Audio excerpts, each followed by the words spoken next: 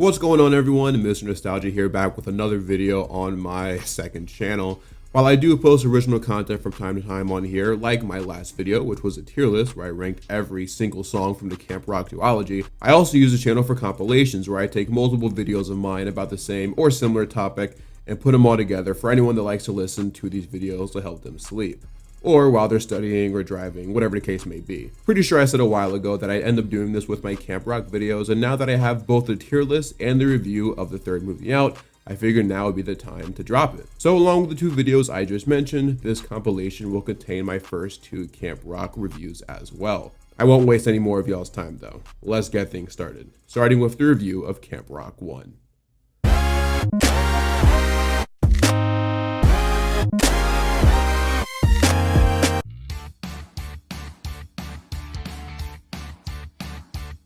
In 2006, Disney Channel released a little movie called High School Musical. That movie and the sequels came to bring the network a lot of success in the years following, launching both the singing and acting careers of stars like Zac Efron, Corbin Bleu, and Vanessa Hudgens. These stars and their projects they appeared in will go on to generate quite a lot of money for Disney. So because of that, they tried multiple times to replicate that same kind of success by launching similar franchises in that same vein. But I'd say without a doubt, their most successful attempt at doing this would be in the form of one Camp Rock. It is 100% one of the most iconic Disney Channel original movies of all time. And when you look at the cast, it's not hard to figure out why. This movie helped launch the career of Disney icons like Demi Lovato and the Jonas Brothers. Ever since the launch of this YouTube channel, I knew that I had to cover Camp Rock and its sequel at some point because it's Camp Rock and I'm Mr. Nostalgia for crying out loud. However, I knew that whenever I did review this movie, I wanted to go in as blind as possible, considering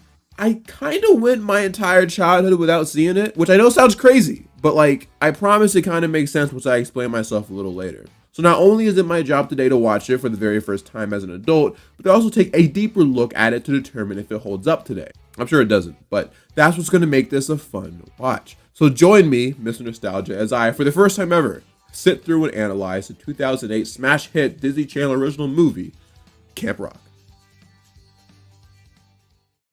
Friday, June 20th at 8/7 Central, Joe, Kevin, and Nick Jonas kick off Disney's Camp Rock weekend with the world premiere of the Disney Channel original movie Camp Rock, only on Disney Channel. That's awesome.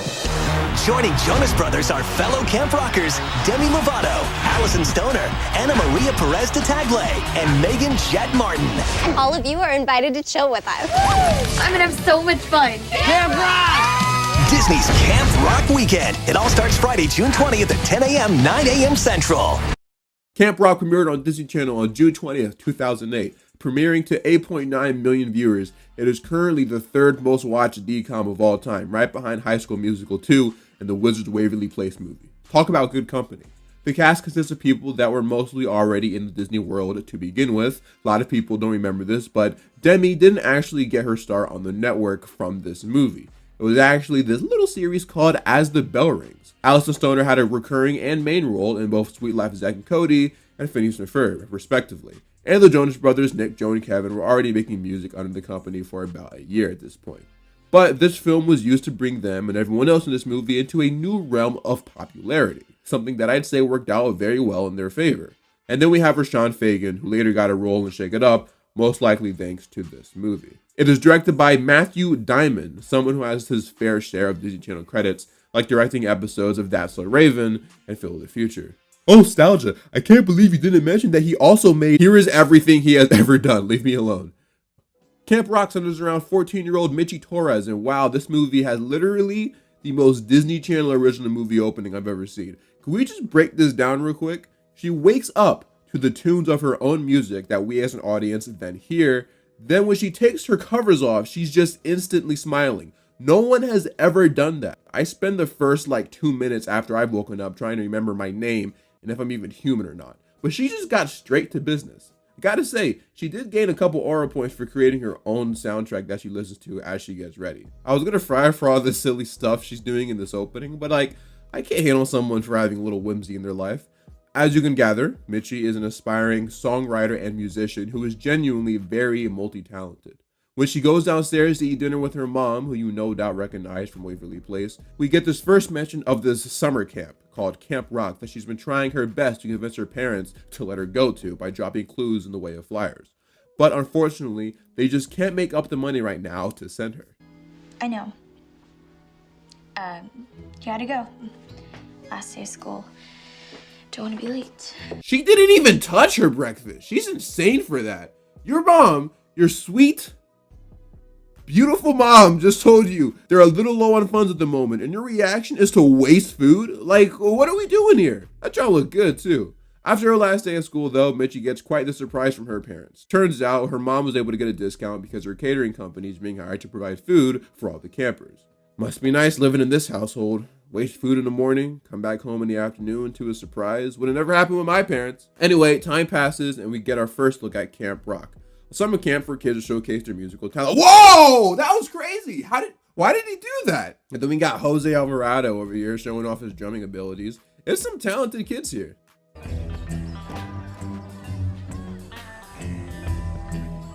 Well, we already know who the mean girl is. Fun fact, I wrote this joke before I found out that she actually starred in Mean Girls 2. That's crazy. Connie, Mitchie's mom, introduced herself to the camp director, Brown Cesario. I can't wait for you to meet her, though. She has got a great voice. Oh, you gotta brag, love. Learned that from the Mixter. Jagger. You knew Mick Jagger. Wait, Mick Jagger is real? The dude from the Maroon 5 song? A meeting is held outside to welcome all of the campers, and while they all wait for it to start, Mitchie has a run-in with Tess Tyler, who Allison Stoner's character Caitlin dubs as the diva of Camp Rock. She thinks she's better than she actually is because her mom is successful artist TJ Tyler. Mitchie and Caitlin introduce themselves to each other, and Caitlin shows off something she's been working on.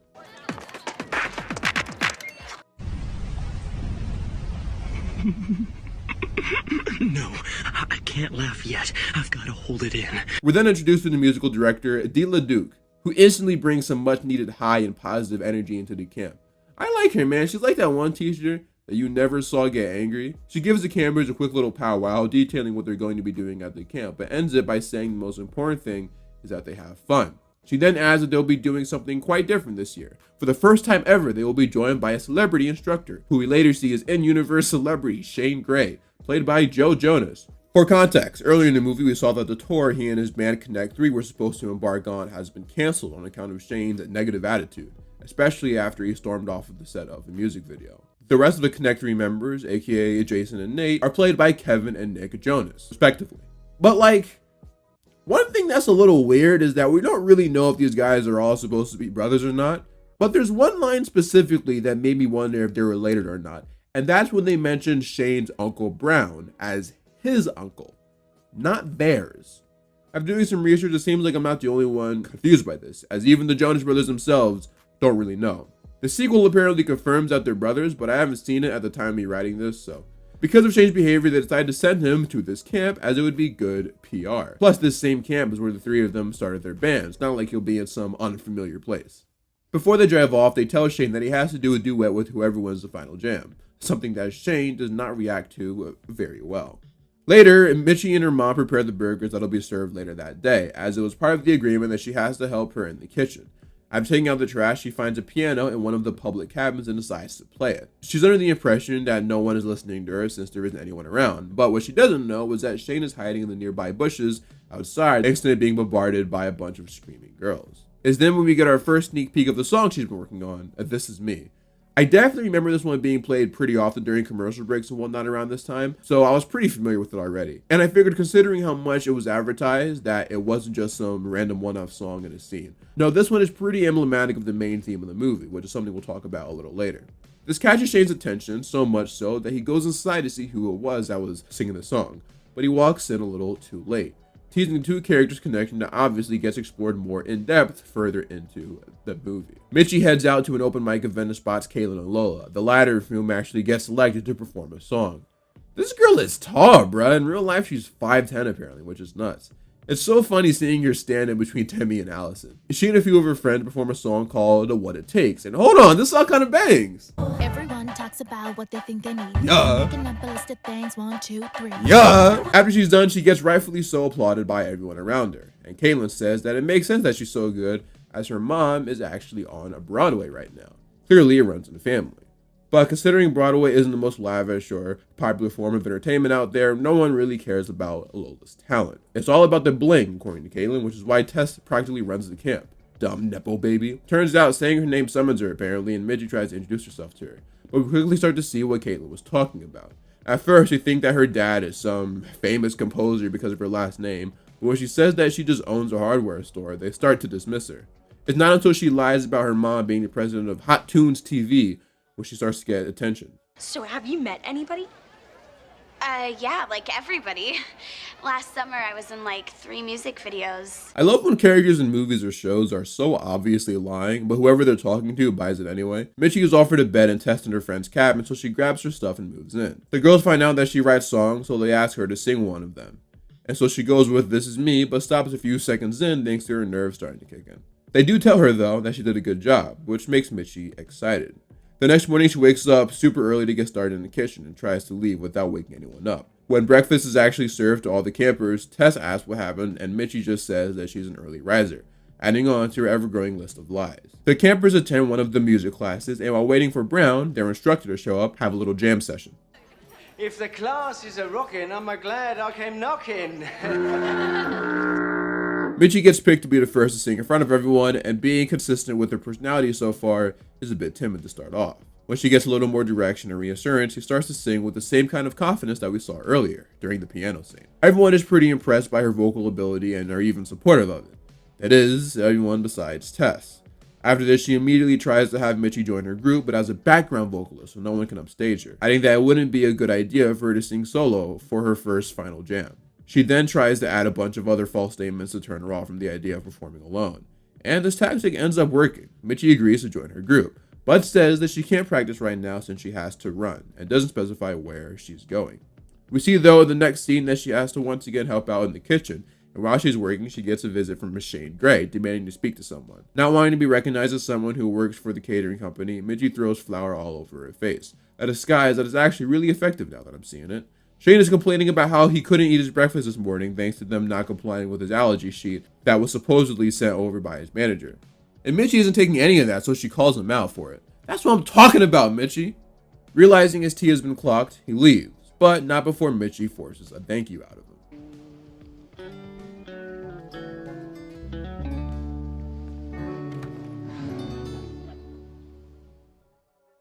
I was just joking, by the way. I totally know who Mick Jagger is. Got you to comment, though, didn't I? Don't rock and roll away. The Disney Channel original movie, Camp Rock, will be right back. Who's ready to rock? Dance along with the Camp Rock Freestyle Jam during a special presentation on Disney Channel's Rockin' Sunday. You may have seen Camp Rock before, But you've never seen it like this. we're gonna dance along to the movie and show you step-by-step moves inspired by some of our favorite songs. And we'll even show you how to make some of your own freestyle moves. So tune in and get down with us. Yeah. See the moves at DisneyChannel.com/Freestyle Jam. And watch Sunday, September 6th at 9, 8 central, part of Rockin' Sunday. Let's rock. Let's rock and roll on back to the Disney Channel original movie, Camp Rock.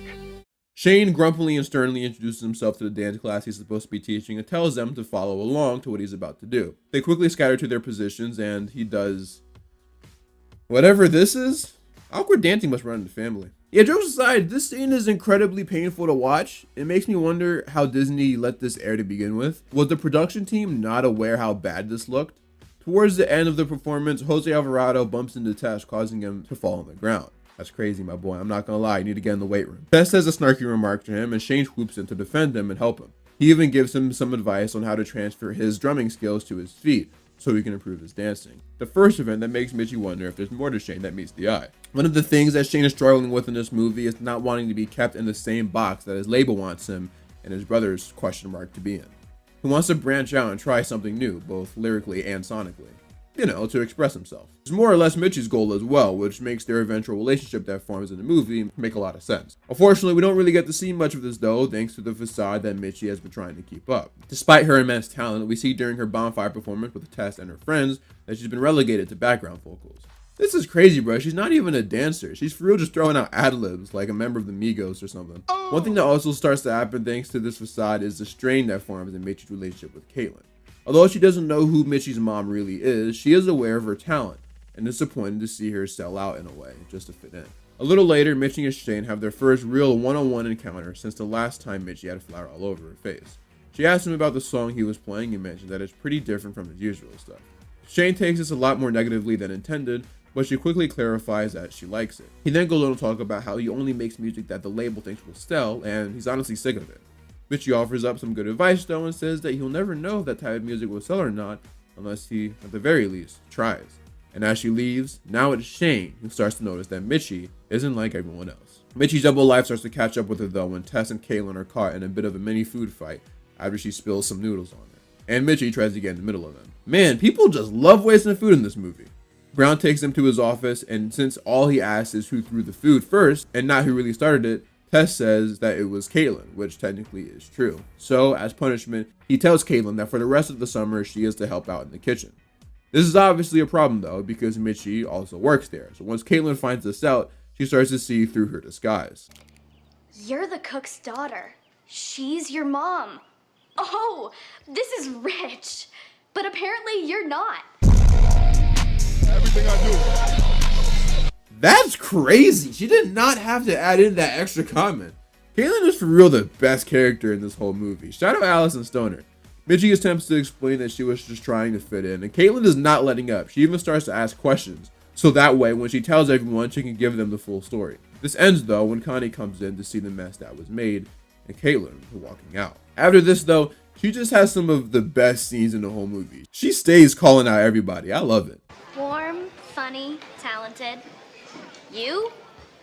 I don't get it.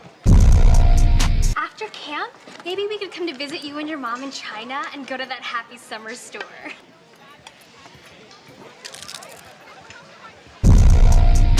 Look, Caitlin, about what... Save it, Mitchie. If that's even your real name. It's a shame that she also has arguably the worst scene of the movie.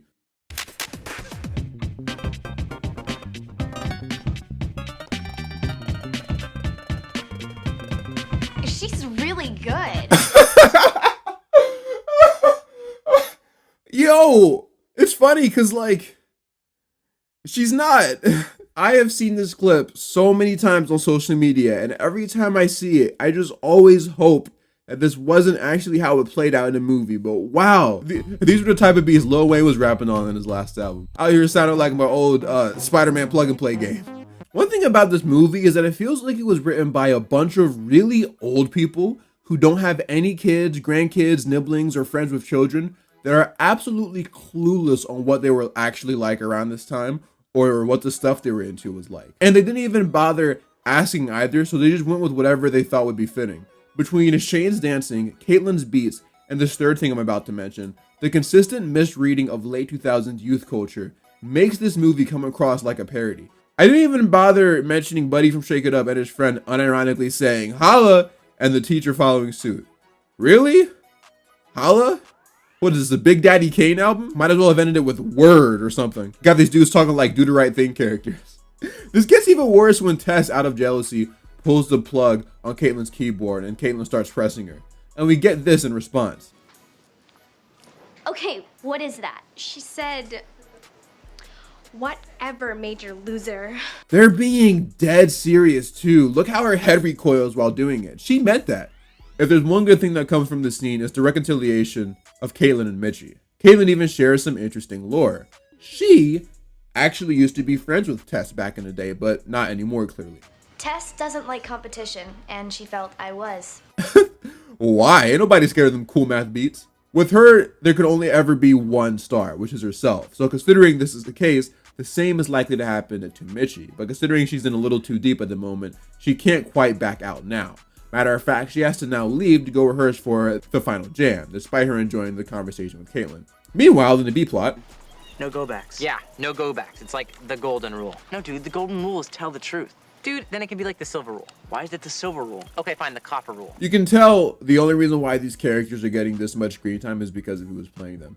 Anyway, Shane is on the hunt to find the girl with the golden voice, aka the one who we heard singing earlier in the movie, aka Mitchie. He asks Jose Alvarado to spread the word that he's looking for her, and little by little it gets out. Obviously, considering it's the Shane Gray who is trying to find this voice, a bunch of girls who aren't Mitchie are trying to convince him that it's them he's looking for. And funny enough, the one who doesn't sing for him is Mitchie, who says that she doesn't need to, considering she believes that he's never heard her before.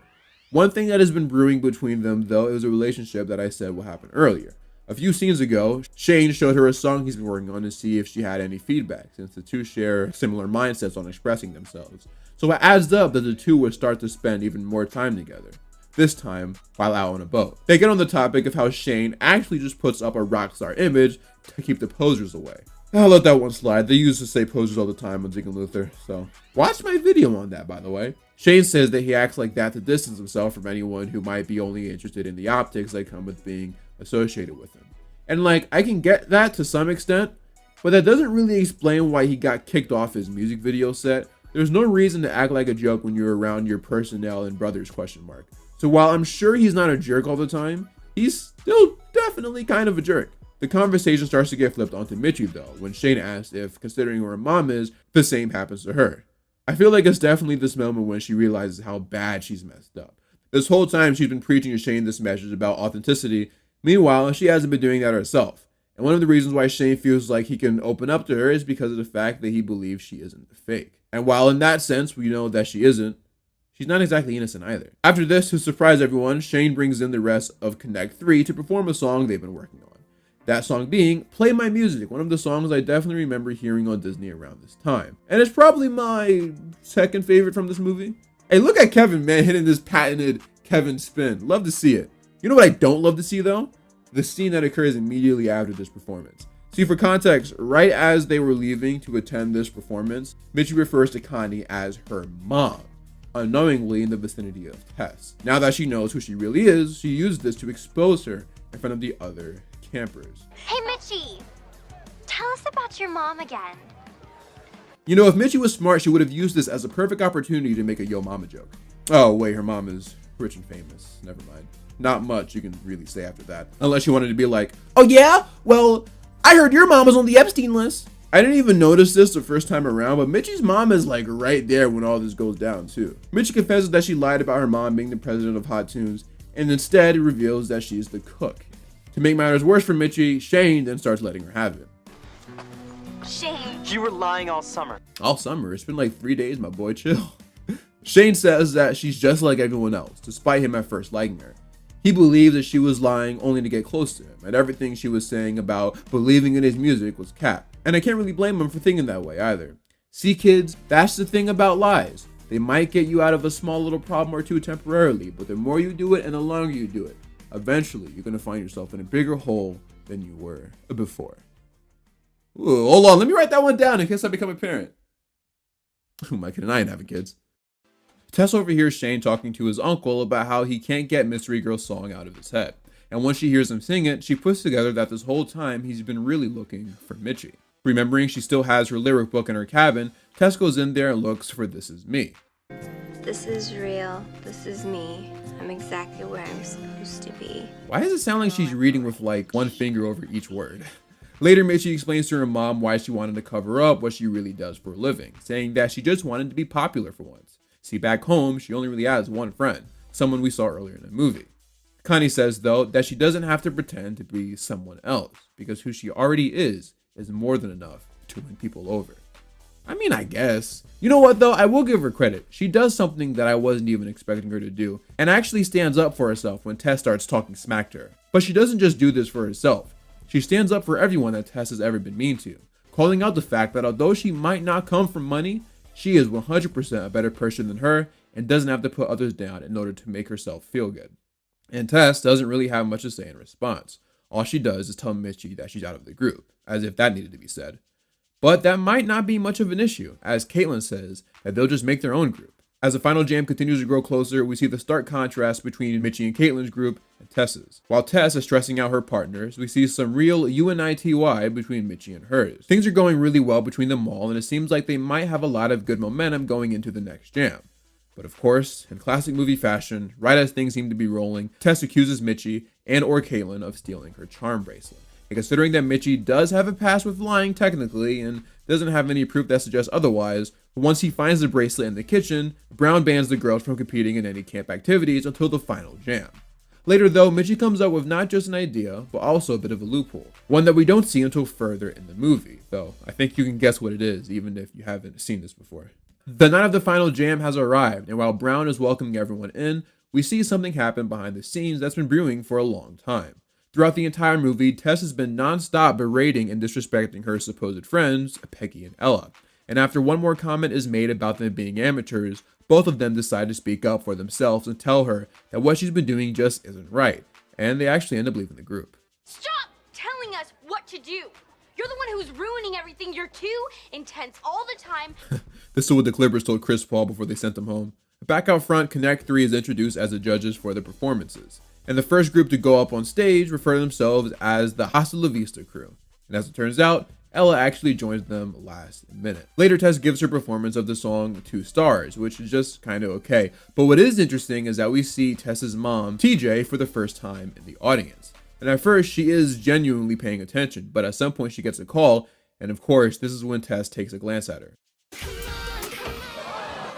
Hey, you guys think Joe Jonas got flashbacks when he fell while performing SOS that one time? You know, between this and the Kevin Spin reference, it seems like I've done a lot of research on my Jonas Brothers lore. I wonder why.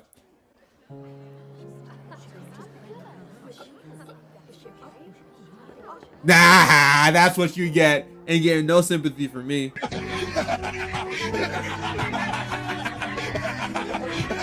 The biggest shocker from this competition comes from Tess's former group partner, Peggy. And it's not even the fact that she can sing. I figured she could. I was just shocked to find out her real name is Margaret. That's significantly better than Peggy. At first, I thought that Tess made her like change her name or something. I never really quite grasped why she randomly started going by Margaret. I looked it up. Apparently, Peggy is actually a common nickname for Margaret.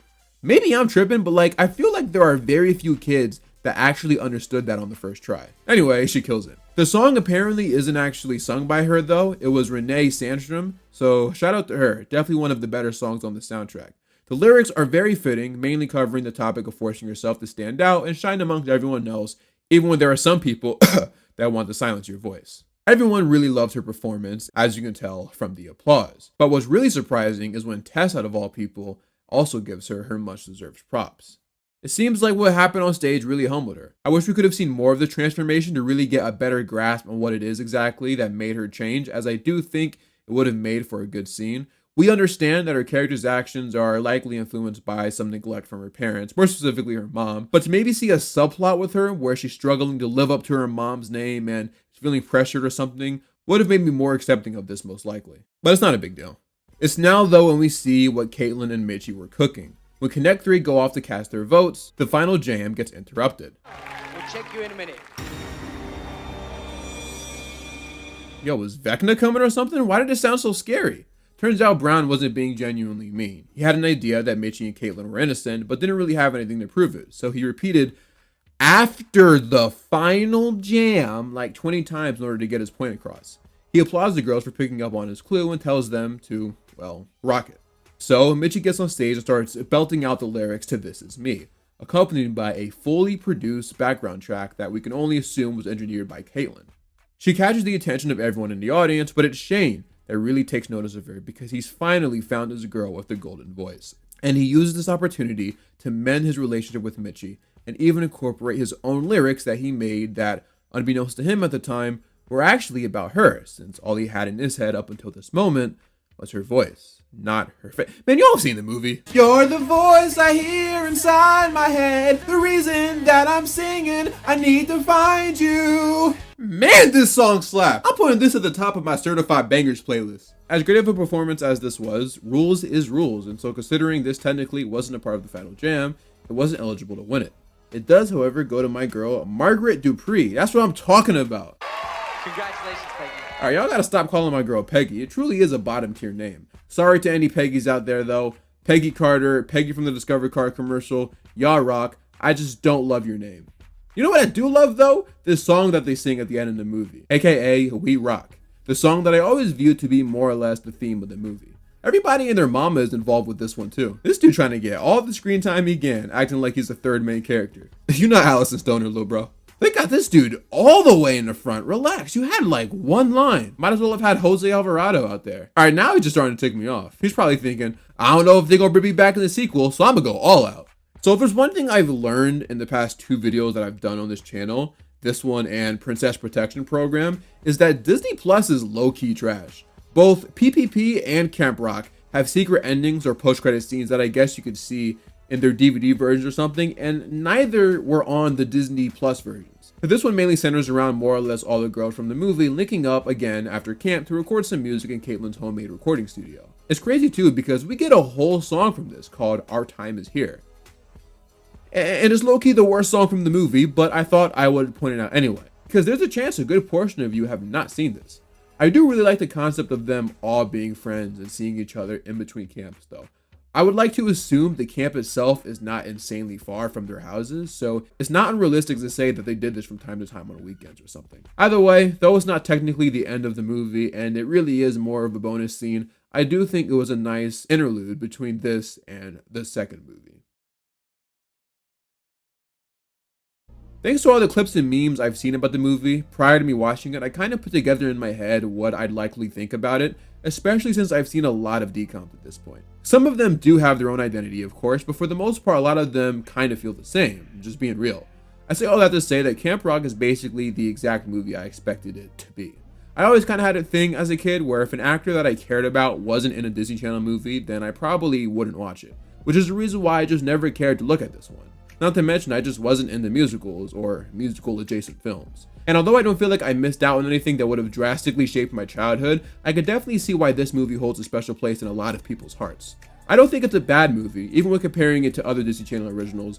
I do think it's pretty average, or middle of the pack. I do, however, think that this movie represents everything that Disney Channel is and ever has been. The good, the bad, and the cringe. So let's talk about that first. This is without a doubt the most quotable Disney Channel original movie, and I think that's totally one of the reasons why it's viewed as iconic. And honestly, in that regard, I totally agree. I mean, look at how many bangers we've received from this movie alone. I'm Shane Gray, for crying out loud. Yeah, man, this is where Connect 3 connected. She's really good. She said, "Whatever, major loser." As bad and cringeworthy as some of these scenes are now, I think it honestly added some character to the movie. I wouldn't have it any other way. It's so corny that I kind of have to respect it. And we got some genuinely funny memes out of it. I mentioned earlier that I do think a lot of these are just a result of the writer's room not being tapped in with what the kiddies were actually like around this time, but I literally can't imagine this movie not being cringe, so I guess it kind of worked out for them. It is weird though how I'll see people post something from a relatively recent Disney Channel show and say stuff like, "Oh, Disney Channel is so cringe now, what is this?" When this movie low-key invented cringe. Like, Disney Channel has been cringe for a long time. Why are you pretending it's something new? And I'm not even using this as a bad thing for real. It was hard to sit through at times, but after I got used to it, I kind of just embraced it, like many of you did. My actual issues start with the characters. Mitchie definitely can be relatable, but she can also be really annoying. Tess was just your average mean girl with a slight redemption arc towards the end. Shane was just kind of lame to me, and the rest of the characters, minus Caitlin, just felt like they were there to fulfill stereotypes. I'm a big character guy, so if they aren't very compelling in your movie or show, chances are I'm not gonna like it that much, and that is pretty relevant here. Another, albeit odd, complaint I have about the movie is that the music scenes lasted way too long sometimes. I feel like it would have been appropriate to shorten a few of the songs in order to improve on the pacing, and then just releasing the long versions on CD. But again, it is a rather small complaint and more just on a personal preference. I also think more than this movie being cringe, it's really cliche. It coming out in 2008 does kind of save it, considering it dropped before a few of the other movies that taught similar lessons in similar ways, but you gotta look at it from my point of view. I've seen so many of these movies since I've started my channel, and so as a result, I do get tired of seeing certain tropes. But at the same time, it has honestly made me less nitpicky with these movies. I think this movie did a good job at what it was trying to be and accomplish. I think this actually was one of the better attempts at the be who you are, not who you think you need to be theme that we see so commonly in kids films. It felt pretty earnest, and the ending of the movie having Tess lose and Margaret win definitely helped sell that message, even adding in the use of her real name to show that she's trying to be her real self. Mitchie and Shane, although not being my favorites, also help with the execution of the movie's theme.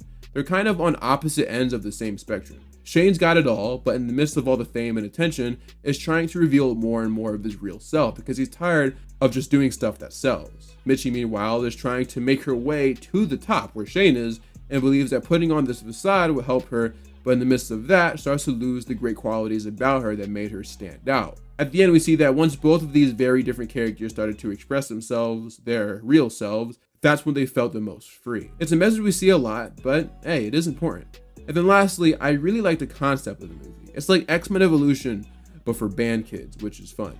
In an alternate universe, this would have actually made a great show. Having an episodic format would have led to some really fun musical plots, I feel. I guess the closest we got to that was like, the School of Rock TV show from Nickelodeon about 10 years ago, which funny enough, actually featured a Demi Lovato song. And speaking of songs, this movie did definitely have some good ones, I can't lie. My top 3 would probably be This Is Me, Play My Music, and I guess We Rock. That chorus is just so catchy. Hasta La Vista and What It Takes would serve as honorable mentions though, for sure. Solid tracks. Overall, Camp Rock is exactly what I expected, but it's not bad. Totally get why people view it as iconic. It has a fun premise, a good message, even better songs, and some memorable quotes. And yeah, maybe the movie would have benefited from a little less cringe, but it's also true that it just wouldn't be the same without it. I will give Camp Rock a 6 out of 10. It definitely could have been a lot worse. I want to know what you thought about the movie though. Please let me know in the comments below. Check out my Patreon if you want to see content earlier than everyone else. Perhaps even a sneak peek at my next multi-hour retrospective that I might have perhaps already also teased during this video. Also subscribe to my second channel, simply titled Nostalgia, for more of me. If you're new, feel free to subscribe and hit that like button. And like always, I am Mr. Nostalgia and I am out for now. Get ready for Camp Rock 2, the final jam, with one of this summer's hottest mobile apps. Be the first to hear new music, watch videos, and get info on one of the biggest concert tours of the summer. You can also take the personality quiz, Camp Rock yourself with a custom photo frame, and shake things up by turning your app from Camp Rock to rival Camp Star. With a parent's permission, you can go to disneychannel.com/apps to get info on the Camp Rock 2 mobile app. Camp Rock 2, the final jam, premieres Friday, September 3rd at 8, 7 Central on Disney Channel. Drums. In 2008, Disney Channel released what would end up becoming one of their most iconic films, Camp Rock. Starring Disney legends like Demi Lovato and the Jonas Brothers, the film debuted to high ratings and to this day continues to have a very large fan base. Because of this, I decided to check out the movie, and yeah, even with its incredibly cringeworthy moments, I definitely saw why people liked it. Naturally, 2 years later, the movie ended up getting a sequel, Camp Rock 2, The Final Jam. Although the movie also had its fair share of success and quotable moments, I feel like people don't talk about it the same way they do the first one, and it seems like there's a good portion of my viewers that believe that this one just isn't as good, which is interesting because it seems like I had a different experience with this movie. So, let's talk about it. My name is Mr. Nostalgia, and today we will be covering the sequel to Disney's classic film, Camp Rock, to see just how well it compares to the original. Let's do this. The Final Jam premiered on Disney Channel on September 3rd, 2010. Like the first one, despite me never watching it back in the day, I definitely remember it having a heavy presence on the network around the time of its airing. And really, this is all due to Disney knocking the marketing for this movie out of the park. For those who don't remember, the channel's entire summer marketing campaign was centered around the arrival of this movie, with the theme being set to It's On, one of the main tracks of the movie. I plan on going more into detail about this whenever I make the combined version of the video where I merge both this review and the last one with some added in bonus content as well, but basically starting June of that year, the network overhauled their programming and bumpers to make it fit a more summertime type of vibe. Even having the phrase, "It's on," said after every bumper to really make it all feel like one connected rollout. Kim Possible will be back. Disney Channel, it's on. Tell you what though, Disney just knew how to make an event feel important, man. Which is funny because I still didn't end up watching this, but hey, a lot of other people did. Now, with the exception of a couple new people who we'll talk about later, for the most part, Camp Rock 2 has the same cast as the first one. Despite this though, a lot has changed with the cast since the release of it. For starters, as I mentioned in the first video, this movie was designed to launch the careers of both Demi Lovato and the Jonas Brothers. And yeah, it definitely worked. More than they would have ever imagined. The same week the movie premiered on TV, the Jonas Brothers released their song Burnin' Up, which would become their breakout single, peaking at number 5 on the Billboard Hot 100. This would introduce the brothers into the mainstream world, paving the way for a lot of newfound fame and success. Because of this, and we'll get more into it later, this would change how their characters are written. because if you remember, Kevin and Nick specifically were barely in the first one.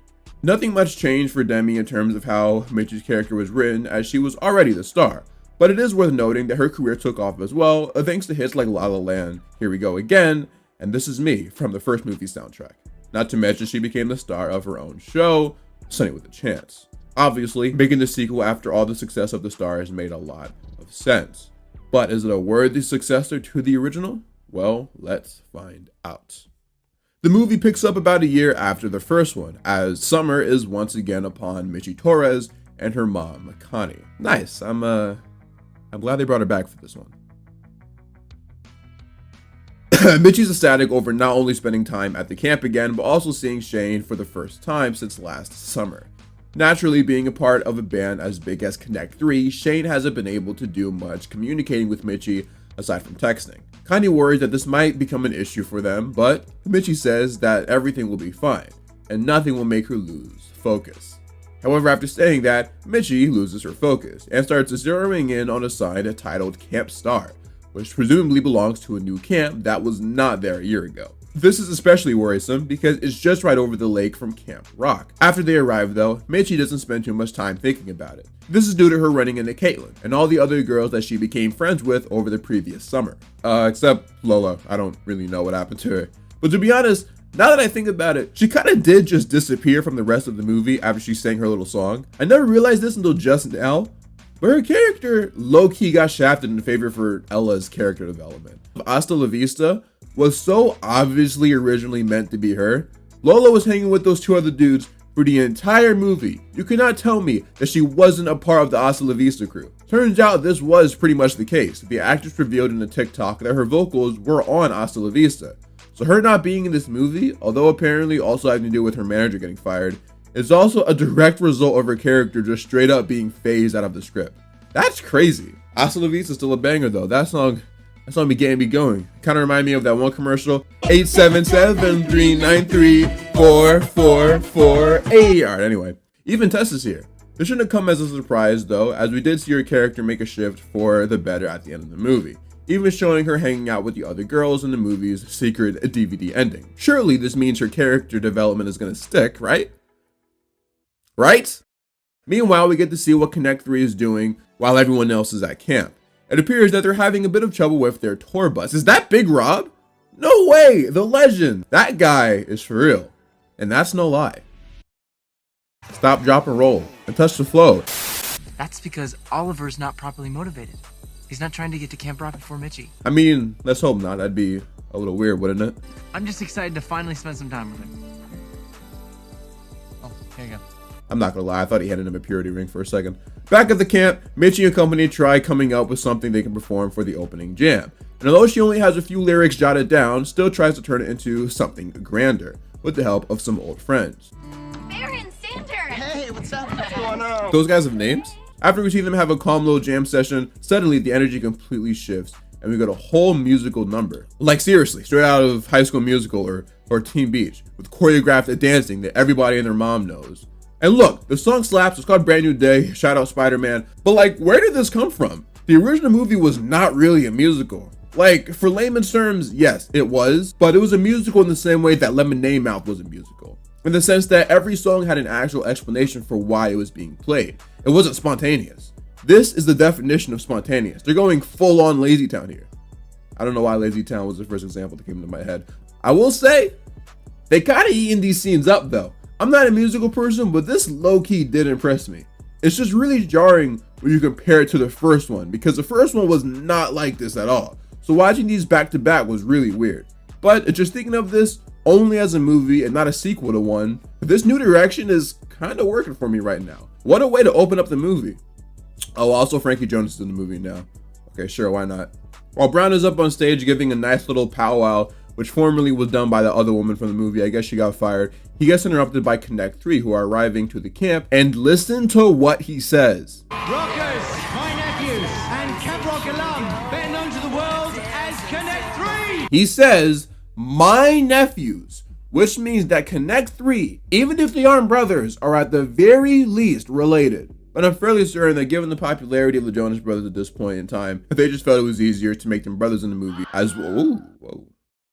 Talk about entrance. Brown announces that they will be with them for the entire summer, which is crazy considering they no doubt have a busy schedule. But at the very least, this allows Mitchie and Shane to spend some much needed time together. He also says that they are a little smaller this year, both in terms of campers and employees, thanks to Camp Star, which was founded by his former bandmate Axel Turner, who has been mad at him ever since he got kicked out of the band. While talking about how they can peacefully coexist and share the lake, they actually get some care packages from across the lake. It's full of marshmallows. This one has chocolate. Graham crackers. I don't know why. I just hate this dude, bruh. I'm so serious. Talking about some graham crackers. Why are you talking like the dude from Yo Gabba Gabba? Graham crackers ain't that good, bruh. Got that stupid hat on too, looking straight out of this other Radio Rebel. What you laughing at? You lucky you not next. Camp Rock gets invited to Camp Star for a bonfire, and wow, this is a camp? Man, this looks like Star Labs. This movie also introduces the concept of junior rockers. I say introduced because we did not have kids that looked this young in the first one. I swear they were like all high schoolers. But thanks to the blossoming stardom of the Joe Bros, Kevin and Nick also get their own little subplots throughout the movie. And Kevin's involves his ongoing beef with Frankie Jonas and all the other junior rockers. A beef that started by Kevin accidentally dropping Frankie's camera in the water. Meanwhile, Brown and Axel meet up and we immediately start feeling the tension between the two that's been apparently going back for years. We see that the two have different ideologies when it comes to the purpose of their camps. Camp Rock is just for making music for the love of the game, but Camp Star has a lot more of a competitive outlook. The other characters are taking notice of how much more advanced this place feels than theirs. They got free hot chocolate, a wardrobe department, and just an overall much bigger and in some ways a better atmosphere than Camp Rock. The competition starts to heat up when Axel asks if anyone, even someone from Camp Rock, has anything to perform. Mitchie and a few of her friends actually volunteer and sings a song called... I don't really care, to be honest. Y'all know what I came here to talk about. This is Luke Williams, aka Matthew M. Finley. A lot of y'all found out about him through this movie, and rightfully so. I, of course, never watched it. I didn't even know he was in Camp Rock until a few years ago, so my introduction to him was from this song he did with Zeke and Luther legend Daniel Curtis Lee. It was called Laughin'. Unfortunately, the music video isn't around anymore, but I promise it did exist once upon a time. Matter of fact, the song is still up on YouTube, but yeah, this movie was not my introduction to M. And I am probably the only person in the world that can say that. Now, his song is fire. No, literally, that's the title of the song. This dude is cool, man. Look at the way his hat stayed on when he did that backflip. That's aura. Fire is one of the best songs of the soundtrack for sure. Absolute banger. After their performance, this girl who is part of the band and had an encounter with Nick early in the movie raises her arm in the air, which somehow causes her bracelet to fly off her hand. I'm dying, bro. She said, Kobe. Actually, there's something crazy though. He announced that if there are any Camp Rock counselors or staff that wish to join Camp Star instead, he is willing to double their salary. And a good amount of people actually end up leaving. Man, I can't even blame him, to be honest. Chase the bag, I can't judge. He then says that any Camp Rockers are also allowed to switch sides as well.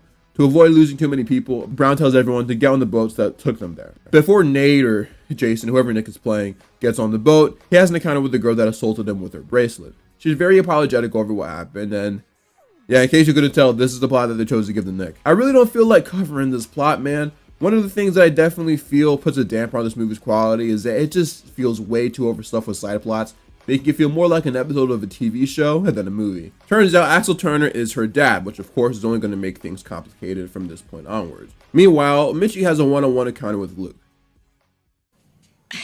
Do I know you? That's funny, I'm Luke. Luke Williams? I'm giving you the fire.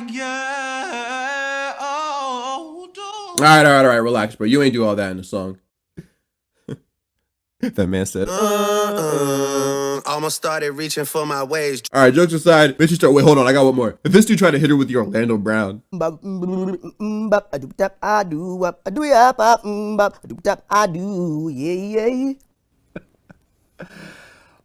Okay, Mitchie starts to understand what Luke and the rest of the campers are trying to do here.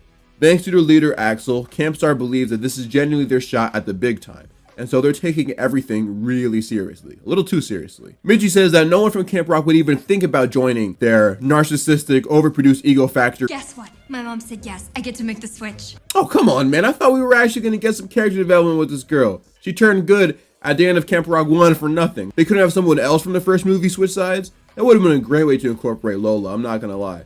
In a way, I guess it does work though. Both of them have really large heads, so if the goal is to make a pairing that can't share the spotlight together, Tess does make a lot of sense. Still, it would have been great to see her actually be on the right side for once. The next day at camp, Brown announced that although they didn't lose a lot of campers, they did lose a lot of staff. So because of that, they can't really afford to keep the camp going, which means they'll be shutting it down for the rest of the summer.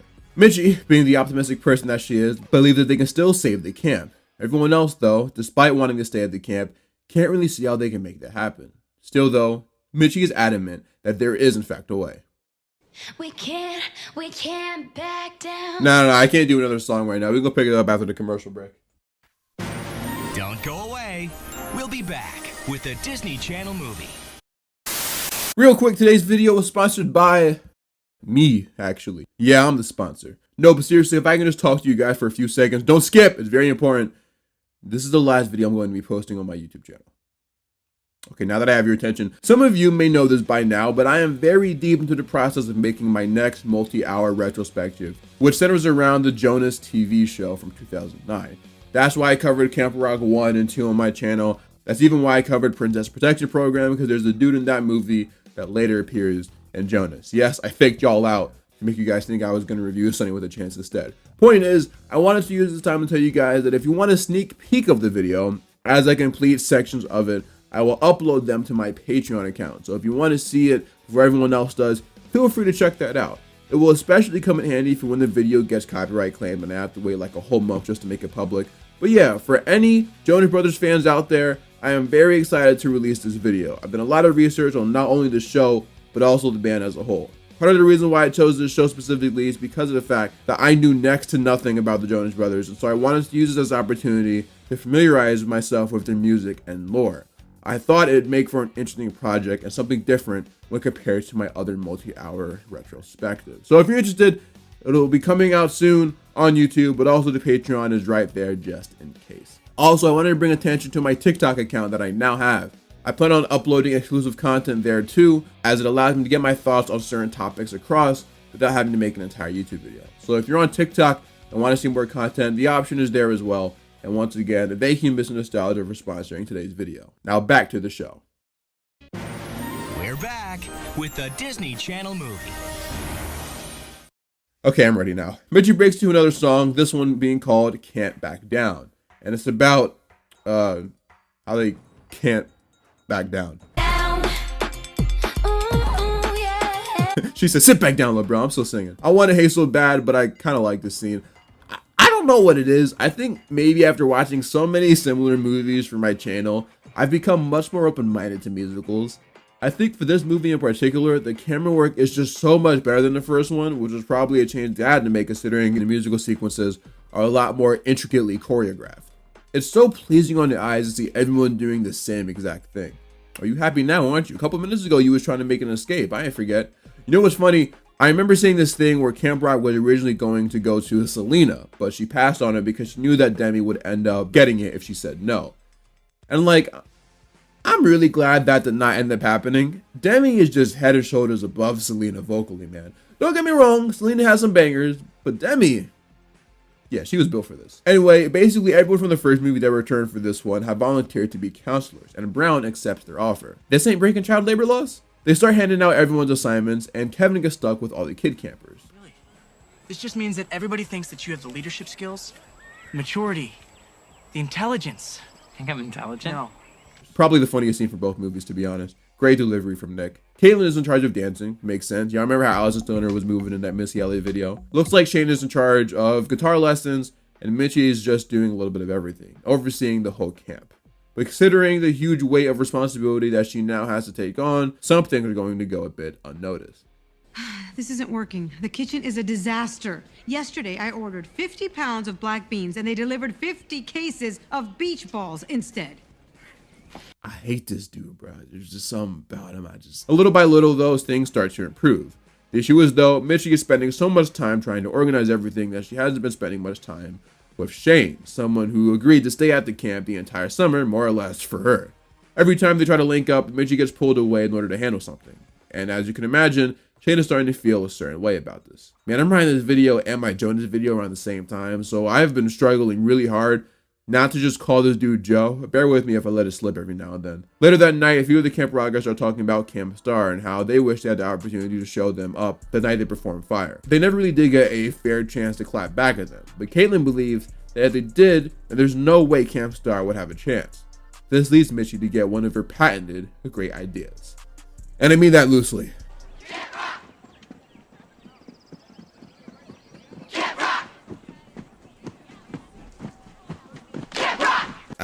I don't even have anything to say for real. I've known about this scene for a long time, thanks to all the memes and stuff. It's just one of those moments that has become synonymous with the Camp Rock brand. And you know what? I'm tired of making fun of these movies.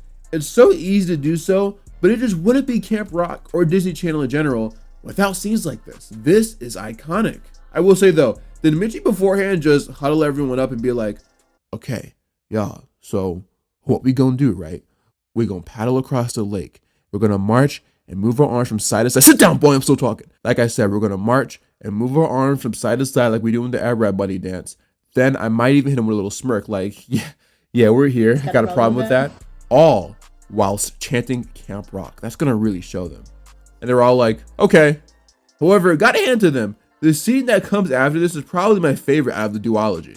Mitchie challenges Luke, Tess, and the rest of the unnamed campers over at Camp Star to a duel. And it's then when we get the official sequence to the track, It's On. Now this is an elite scene right here, not to mention the song is a banger. Look at that, they even gave Allison Stoner some vocals in here. The choreography in this is so sick, man, especially this right here, look at him. Girl, relax, you acting like she put out a gun or something. Jokes aside, this scene really is well made though, plus it's a lot of fun. I don't really have the right expertise to talk about what makes it good specifically aside from its lifeful choreography, but yeah, this slaps. Hold on, bro. Don't get too close up to her fist. Demi was punching people around this time. Axel Turner takes notice of what just transpired and says that this is exactly what they all need. Some healthy competition. As he puts it, a champion always needs a good sparring partner. But he questions if Camp Rock is up to the task. All of them are very much so ready for the challenge. But as soon as Axel mentions it being broadcast on TV, Mitchie is like, well, I don't know about all that. But eventually she's convinced to accept the offer. Mitchie finds an old song of hers that she can convert into something all of them can have a part in, even the junior rockers. Brown, on the other hand, doesn't think this is a very good idea. He believes that even though the kids are obviously talented, they're going to look like a joke next to Camp Star, mainly due to them not having the resources or the infrastructure to even, at the very least, give off the illusion that they're on the same level. And when this gets televised, no one is going to want to send their kids to Camp Rock. Camp Star just has more aura, I fear. Mitchie actually ends up overhearing this and at first starts to noticeably get upset, but she instead uses that energy to motivate her to win even more so. She gives everyone a pep talk that, although coming from a good place, starts to show how her mentality is slowly shifting. At first, everything was just for fun, but now she is determined to make sure they win this contest, with that being the only thing in her mind, nothing else. She starts to take things very seriously, which is only putting more of a barrier between her and Shane. It's also putting up a barrier between her and her friends, because now she's becoming a bit of a control freak. But leave it to Caitlyn to be the one that called out Mitchie and set her straight. Caitlyn says they all obviously care about winning, just as much as she does. They just think it shouldn't be taken as seriously since it's still a camp meant for fun. And although Mitchie isn't very receptive to that statement, I'd like to imagine the message still got across. Brown and Shane noticed Mitchie's behavior lately and decide that the best way to handle it is by lightening up the mood. So Shane takes all the junior campers to raid all of the older campers, Mitchie included, with water squirters. The scene itself was a nice shift in tone when compared to the last few months, and in a way, it did help bring things back to what the camp is all about.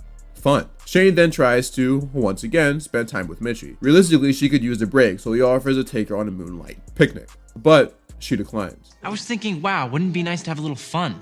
So you're saying I'm not fun? Yes. This argument leads to Shane going back into his own cabin, and is then when we get hit with yet another song. This one is called Wouldn't Change a Thing. Apparently this one is one of the more popular songs of the franchise. Matter of fact, Joe and Demi even reunited to perform this on tour recently. Like This Is Me, we kind of get two different perspectives of the same situation from both Shane and Mitchie. The song mainly talks about how the two might have their differences. They for sure do at this current moment, but at the end of the day, they still do value and like each other.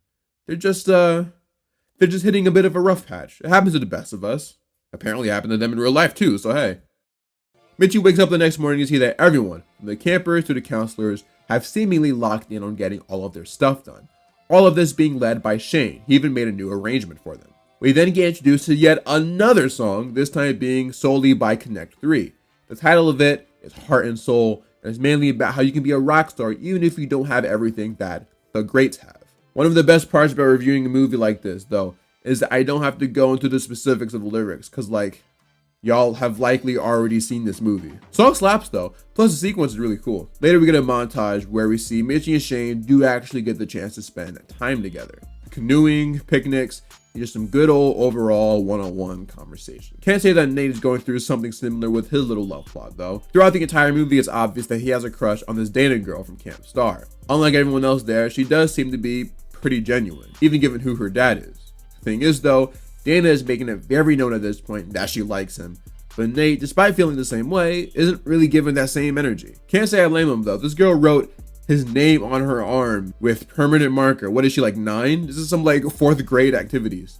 What's next? Is she gonna pull out one of those I don't know what they're called, but the things that are made out of paper where it's just like, okay, pick a color and like pick a number. Man, y'all know what I'm talking about.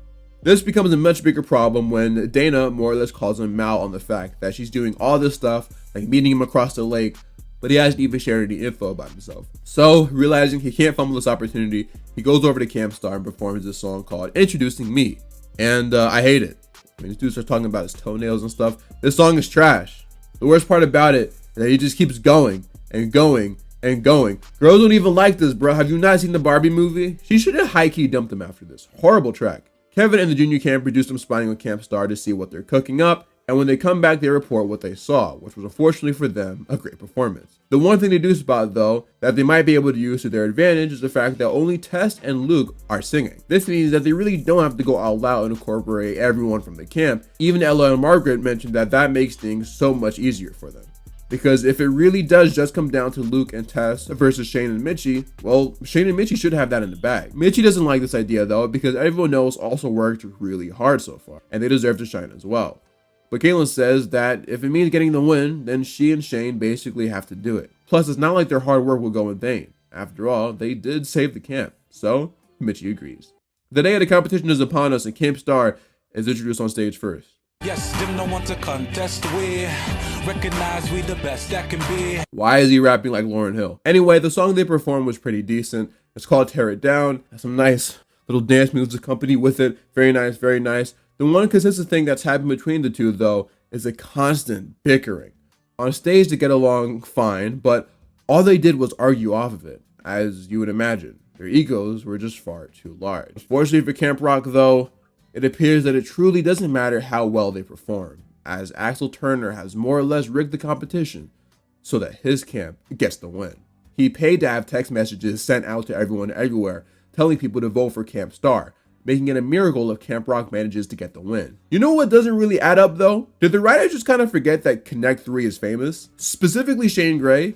If the band and universe was even remotely closer to popularity as the Jonas Brothers were in real life around this time, I feel like that alone could have generated enough buzz to get some votes in for Camp Rock, even more than Camp Star. Aside from Axel Turner, who I'm assuming is a lot more popular with an older generation and universe, Camp Star just has a bunch of nobodies, who although are obviously talented, don't hold nearly as much weight as Connect 3. Regardless, Mitchie and Shane go out there and try their best to perform. The song they end up singing is called What We Came Here For, a nice duet that also manages to feature just about everyone in the camp. Not to mention that they were nicely able to incorporate the footage that was taken with Frankie Jonas's camera. I don't remember them ever saying a name in this movie, so I'm just gonna call him Frankie, I don't care. The performance is very lively, adding in things like the beach balls that were mistakenly ordered earlier in the movie. I like the contrast between this performance and the other one. Camp Star was just constantly talking about how they're better than everyone else and how cool they are. Meanwhile, Camp Rock was just being their true, authentic selves, which if you think about it, is a theme that clearly carried over from the last film. Yeah, unfortunately none of that matters in the real world, and Camp Rock ended up losing to Camp Star in 4. Very sad. We get this cool slow-mo shot of everyone on both sides reacting to this result, but I gotta say, one of my favorite reactions comes from Axel Turner, who's just pointing at Brown, like, yeah, look at this idiot. Bro got a color as his first name. Get him out of here. Yeah. My other favorite reaction comes from Jason. I know it wasn't intended this way, but it really does look like he was plotting this or something. Like he was a secret villain all along? Why is he smiling like this? Anyway, the movie ends with everyone gathering around a campfire to quite literally sing a campfire song. Frankie spots people making their trip from Camp Star across the lake over to Camp Rock to join them. Some of them just want to join for the campfire, like Dana, whereas Tess wants to genuinely join Camp Rock again. Yeah, whatever. You can literally do anything at this point, and I still would not like you. Hey, can I get a little help inside? Yeah, I got you. What you need? My fault. As more and more people from Camp Star start surrounding the members of Camp Rock, it becomes increasingly obvious what this movie is all about. Music isn't about what appears on the outside, not about how cool you look or how much money you have, nothing superficial like that. Music is a way to represent who you are and what you're feeling inside, a way to express your true self. It's also a way to bring people together and just have fun. That's what it's all about. Sometimes, unfortunately, the world doesn't reward authenticity. That's all right though. As long as you keep being you, keep being real, not only will people notice at some point, but you'll also be a lot happier. And happiness is the greatest reward there is. Or something like that. I don't know. Yeah, to me, it's no question. Camp Rock 2 is a better movie than Camp Rock 1. I was honestly shocked to see the difference in votes here in my poll. Now, why do I feel that way? Well, a lot of it comes down to this movie just feeling a lot grander. I was never really impressed with anything in the first movie. It was exactly what I expected from the script down to the visuals. It truly does feel like your average DCOM. The Final Jam, on the other hand, definitely got an uptick in the budget department, and it's very obvious. I think a lot of this had to do with the new style they went for. This one is much more of a traditional musical than the first one. And so because of that, everything from the camera work to the set pieces, all of it had to match the new scale of the songs. A Brand New Day and It's On are genuinely some of the most impressive sequences I've ever seen from a Disney Channel project. And overall, I just feel like more was put into this movie to make it stand out, even if it's still somewhat reminiscent of other films. This movie also benefited from being less cliche and cringe than the first one. There was really only one scene that made me cringe this movie, and you know exactly which one it was. The movie honestly felt more mature in all the ways that it needed to be. Writing-wise, I think the movie did just about everything better than the first one too. Well, almost, but we'll talk about that later. To be frank, this movie kind of does just retell the same message of the last one, which was to be yourself. But I honestly think it did it a lot better, especially with having Camp Rock lose at the end. The message isn't supposed to be yourself and you'll always win, because that just isn't true. And I'm glad the movie wasn't trying to lie to these kids. Focusing solely on trying to be the best and nothing else might add some awards to your name, but being who you actually are is a lot more freeing. In the context of hobbies like music, for example, I don't think the grind is worth it if you're not having fun. You might win, but at what cost? And truly, at the end of the movie, we saw that Camp Rock still won, even if it wasn't in the traditional sense. I also think the story is just better in this one. I like the idea of everyone in Camp Rock teaming up together against another camp instead of having them compete against each other. Adds a little more spice to the story. I think this is a near perfect sequel to a Disney Channel movie. I don't know how they could have done this better. I lied actually, yes I do. In terms of negatives, this movie is just way too crowded with subplots that don't really need to be in there. The bad thing about the Joe Bros popping off in between filming this movie and the first one is that Disney felt the need to give them more screen time, which is valid, I get it. But also, given how little their characters were in the first one, and given how underdeveloped they were, ignoring the outside context, their sudden screen time just feels bizarre. I don't care about your love storyline, Nick Jonas. I barely even know what your character is named. Imagine if they made a sequel to Starstruck 2 years after the first one, but in between shooting, Brandon Michael Smith randomly became a high B-list celebrity. So they gave his character a random love storyline. Pop quiz, what was his character's name? Time's up, it was Stubby.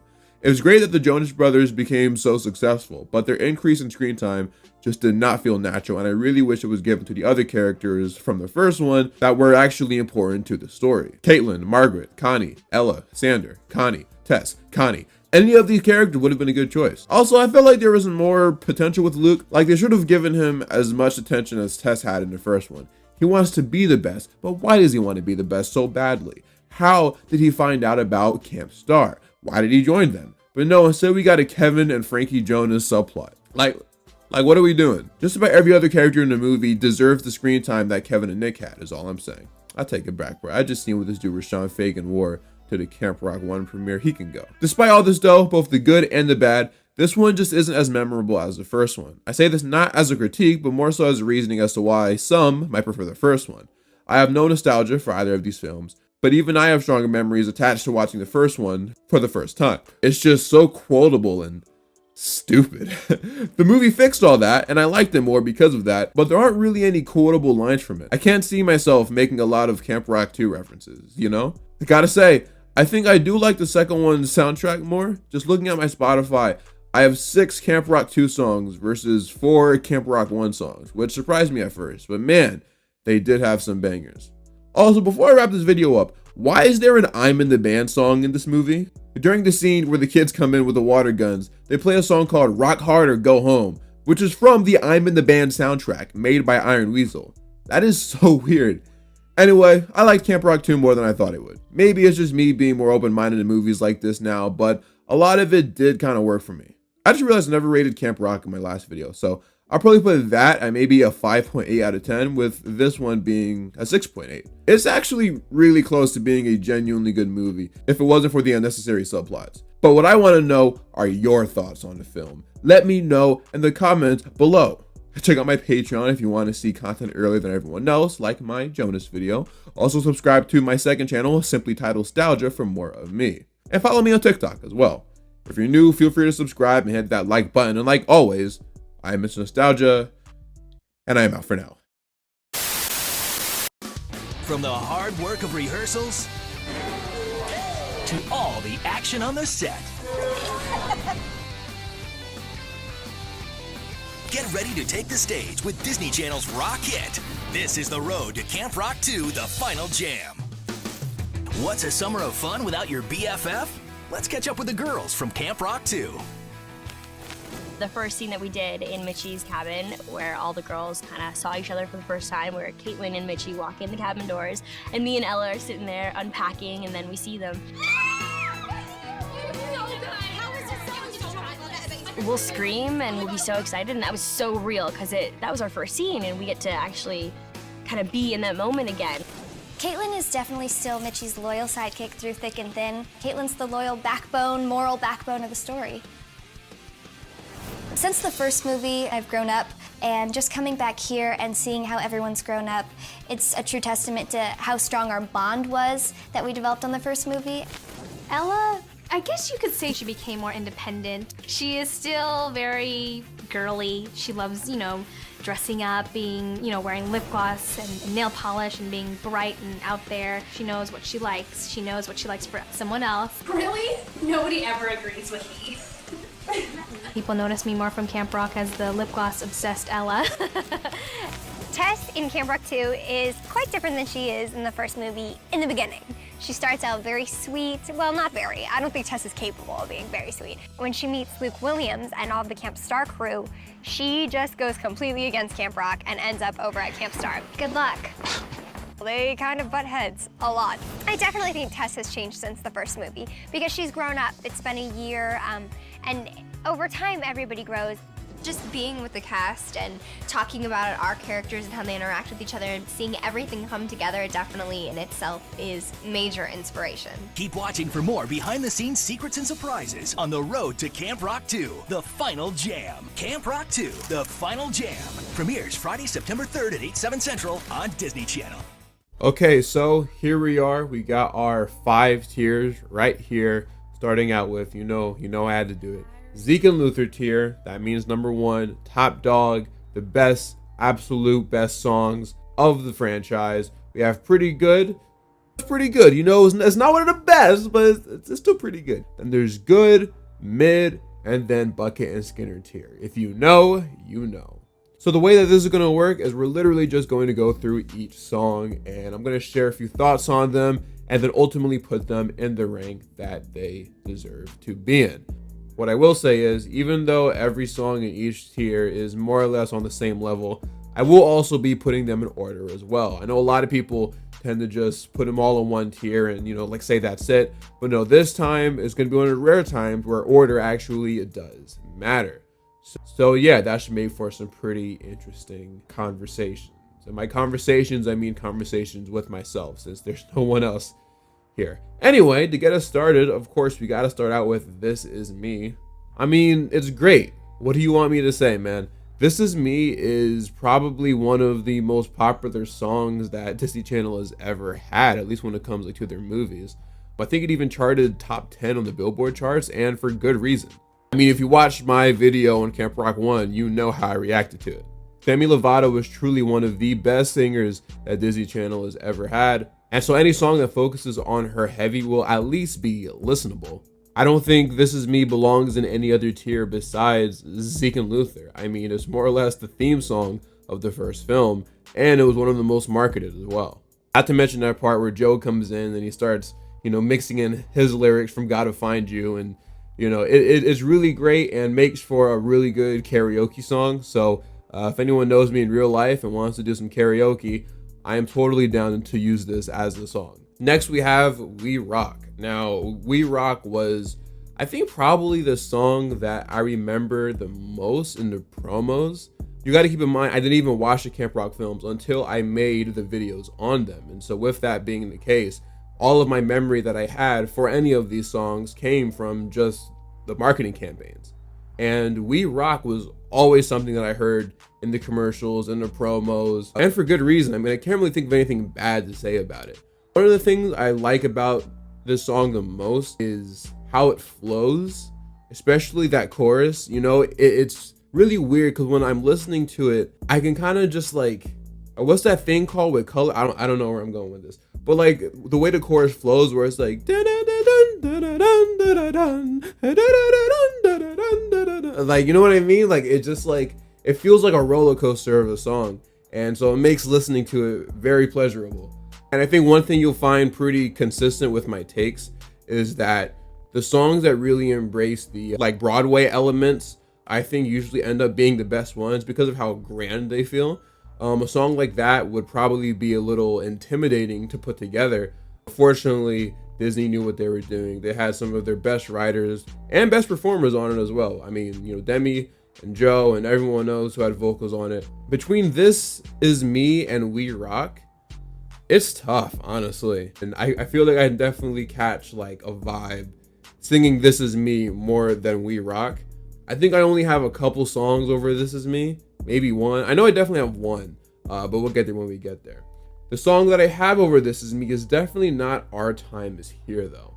It's a really mid song. Matter of fact, I don't even think you would remember it unless you had the DVD, or they might have played an extended version on Disney Channel. But the scene was basically when all of the girls in the movie, including, what was the name of the villain? Tess, including Tess, they go to Peggy's house afterwards to record. No, it was Allison Stoner's house afterwards to record what ended up being, this song. And it's kind of mid.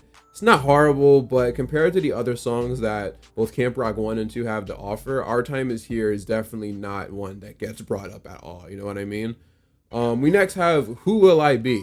Now, Who Will I Be is actually pretty decent, but I think it's only good in the sense that it's Disney Channel original movie good.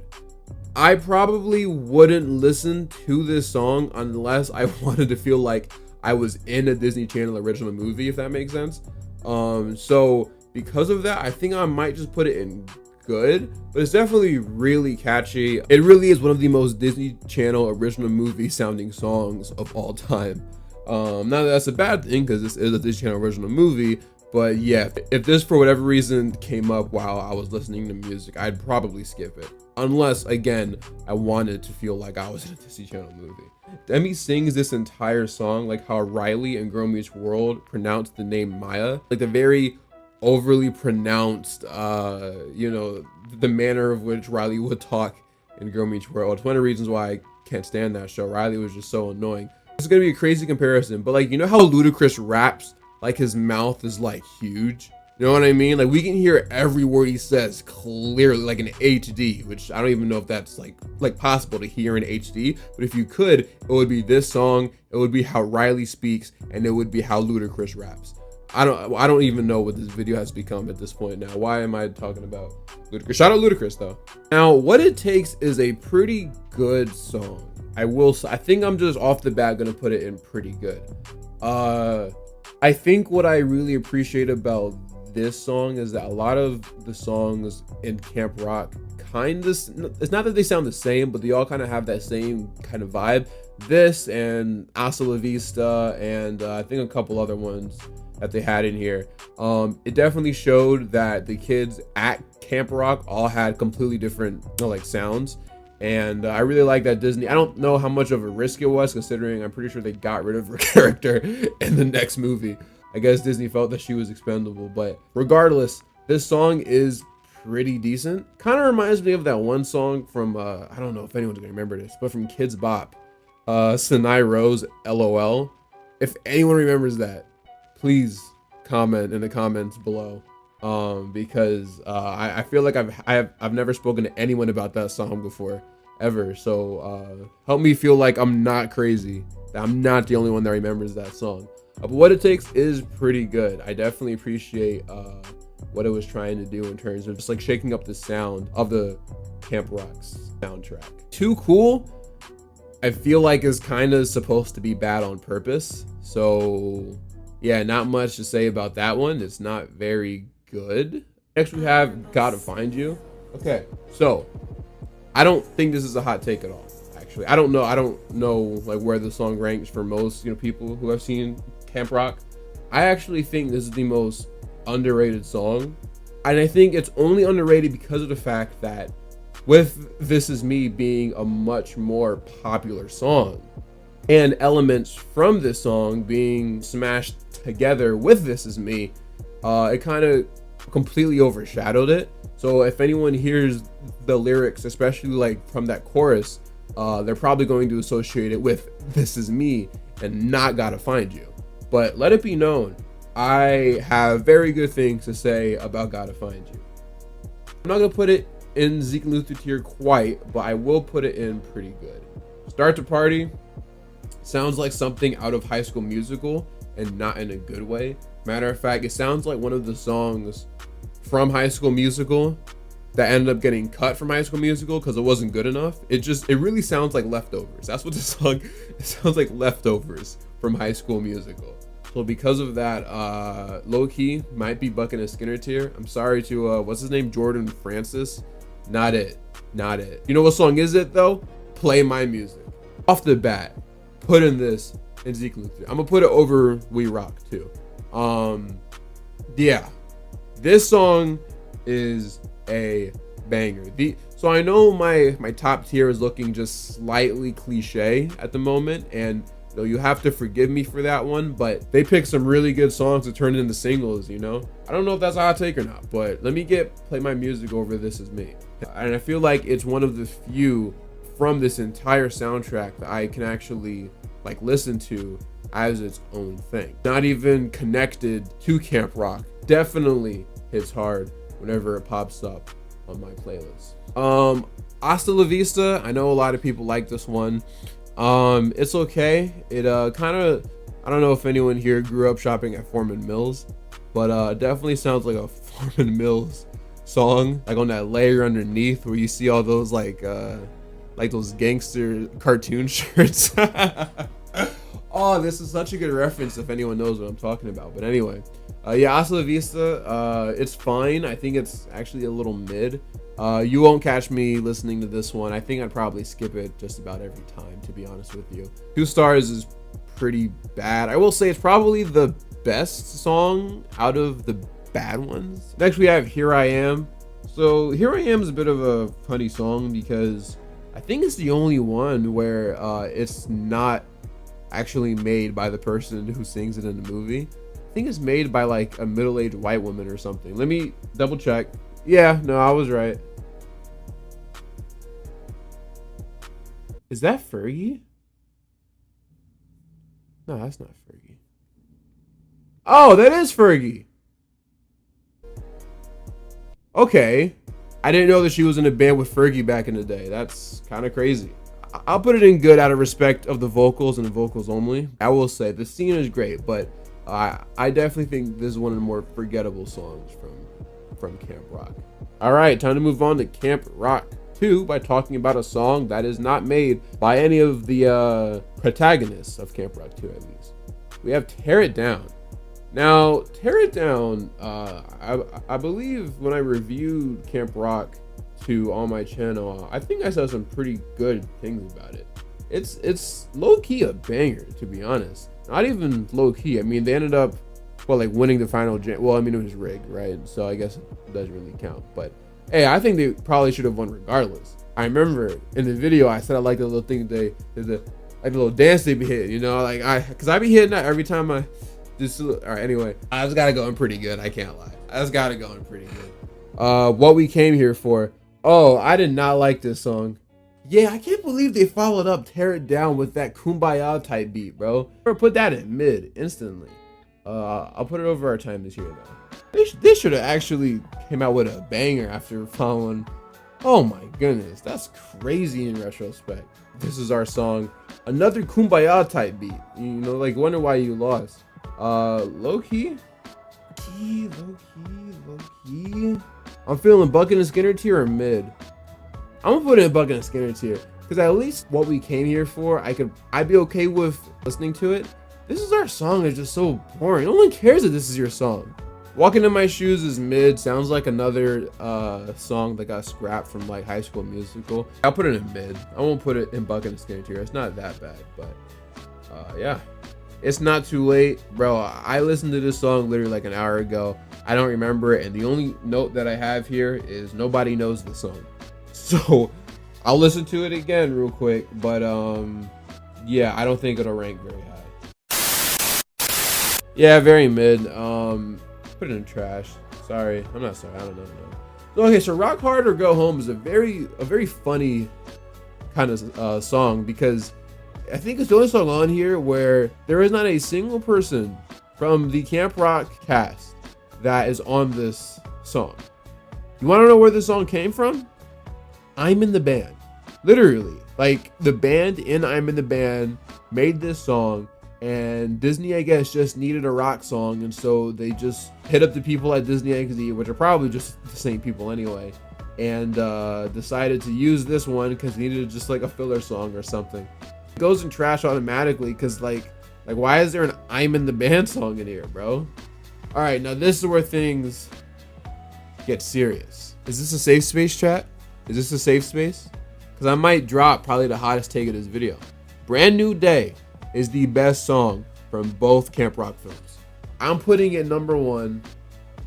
I genuinely, here's the thing. I like all the songs that I said that I like, right? I love Brand New Day though. It's just something about it, dude. It just, oh my, every time I hear this song, it just hits every time.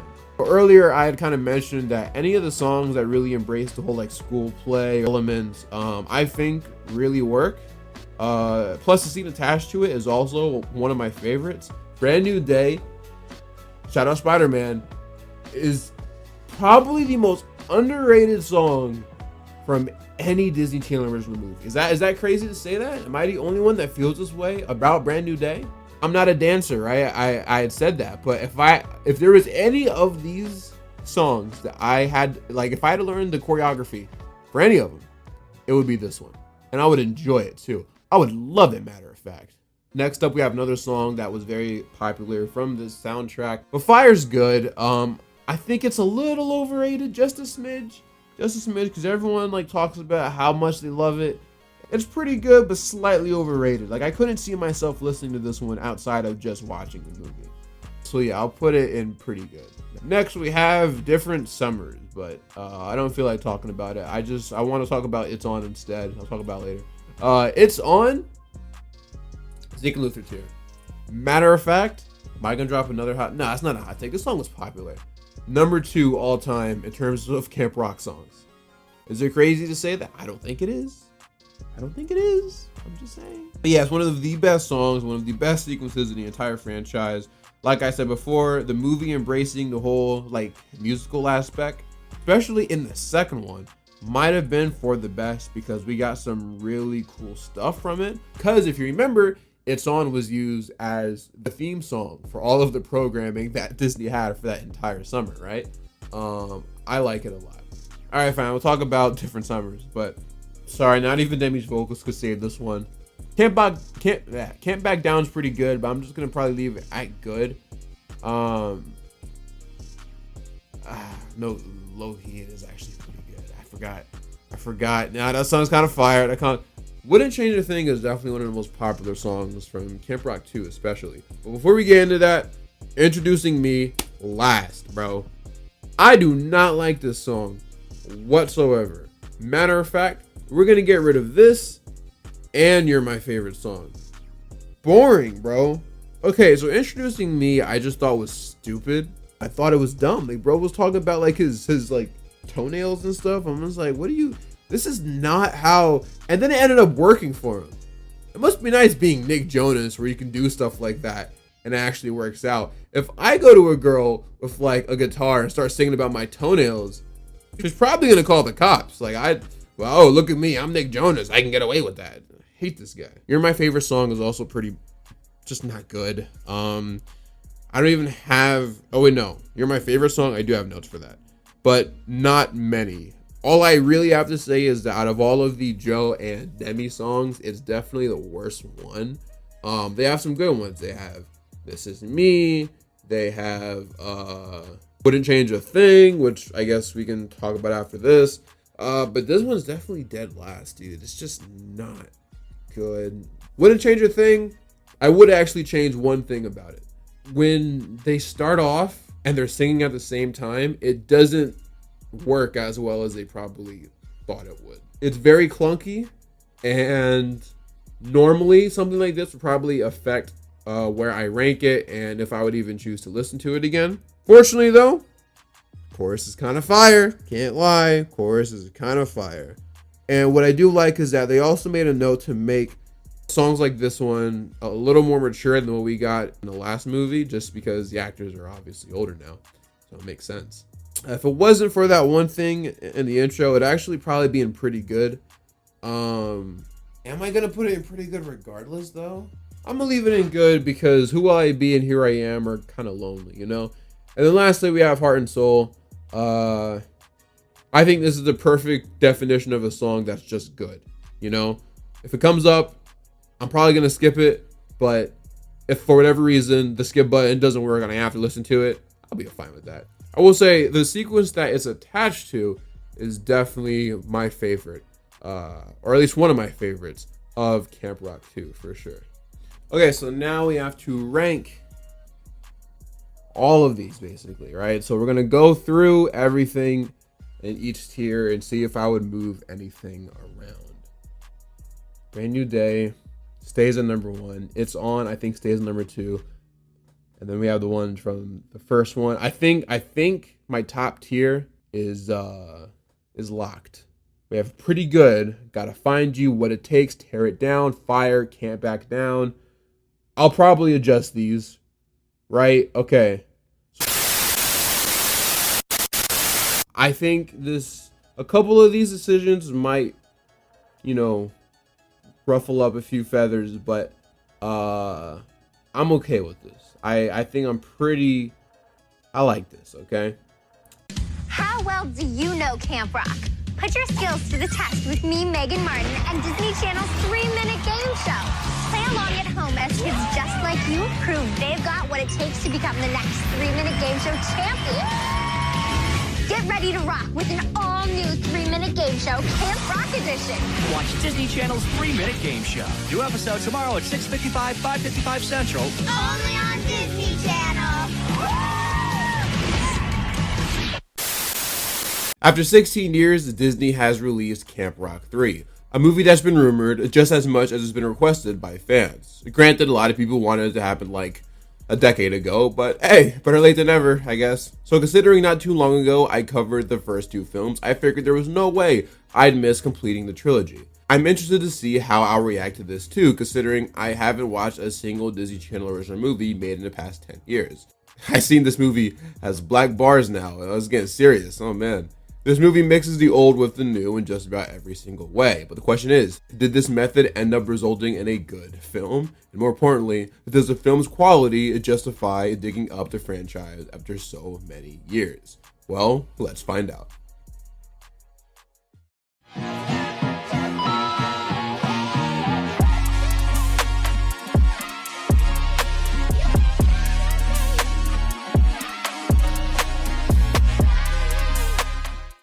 Camp Rock 3 premiered on Disney Channel, honestly, like a couple hours ago at the time of me writing this. Your boy on that grind. Like I said in the intro, this movie has been rumored and teased for a long time now, but things didn't pick up until about last year, when multiple sources were reporting that a third film was officially in development.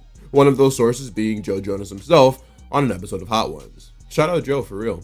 Eventually, we got the official announcement accompanied by the full cast, showing the list of both the new and recurring characters.